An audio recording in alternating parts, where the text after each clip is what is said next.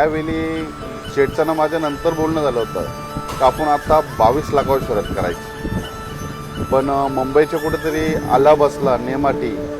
पण नक्कीच शेठचं माझं स्वप्न आम्ही नक्कीच पूर्ण करणार. त्यांचे चिरंजीव गुरुनाथ शेठ फडके यांच्याशी बोलणं करून आम्ही 22 लाखाची शर्यत नक्कीच करू, पण ती कुठल्या मैदानात नाही होणार.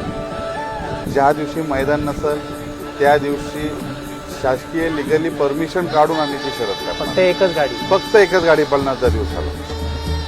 ते स्वर्गीय पंढल शेठ यांची ना माझी शर्यत नेहमी व्हायची, पण शर्यत म्हणून कधी झाली नाही. एक मैत्री म्हणून कधी त्यांनी जिंकलं कधी मी जिंकलो तरी आम्ही आनंद केला नाही. मी त्यांच्या बऱ्याचशा शर्ती जिंकलो, लगोपाठ 15-20 शर्ती जिंकलो. पण जी मोठी शर्यत होती महाराष्ट्र राज्यात, जी सर्वात मोठी म्हणजे ही अशी आशिया खंडात शर्यत नाही झाली तशी आमची शर्यत झाली. त्या शर्यतीमध्ये माझा पराभव झाला आणि त्यावेळी त्यांचा मुलगा मंगेश शेठ फडके यांना मी लगेच व्हॉट्सअपच्या माध्यमातून अभिनंदन देखील केला. आणि शेठनी त्यावेळी त्यांच्या सर्व फॅन्स लोकांना सांगितलं कोणी आरडाओरडा करायचं नाही. आणि शेठनी देखील माझे पैसे काही घरी नेले नाही, तिथेच वाटून टाकले सर्वांना. एवढा आनंद झाला होता त्यांना.